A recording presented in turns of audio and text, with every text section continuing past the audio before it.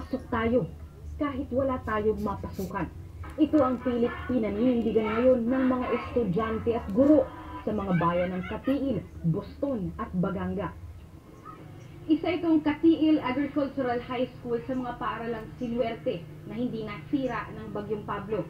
Pero sa lahat ng paaralan sa lugar na ito pa ang eskwelahan na hindi nakapagsimula ng klase kahapon. Okupado pa rin ng mga evacuee ang buong paaralan. Mayroon ng mga lutuan, narito pa ang mga alagang hayop, reklamo ng prinsipal. Isipin naman sana nila ang kapakanan ng mga estudyante. Pwede naman kayong tumira dito. Kasi nandyan na kayo eh. Kaso, parang mapagsamantala na ba? Ang masama, marami na ring gamit na nanakaw mula sa paaralan. 1 milyong piso na ang halaga ng gamit na nawawala.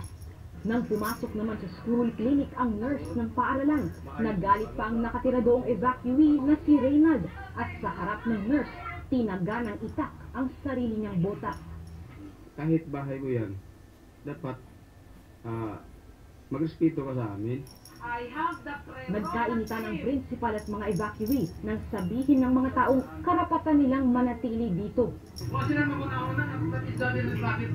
Pwede kayo na eskwelahan mo kung damo na kan mo, kaugaling mo.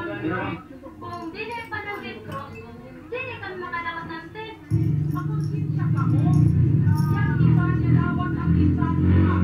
Yan kamayo, 5, 8, 7. Gabaligya pa. Sa huli, nagparaya na lang ang mayor at nangakong bibigyan ng lahat ng panibagong materyales ang bahay. Shara Zambrano, Patrol ng Pilipino, Davao Oriental.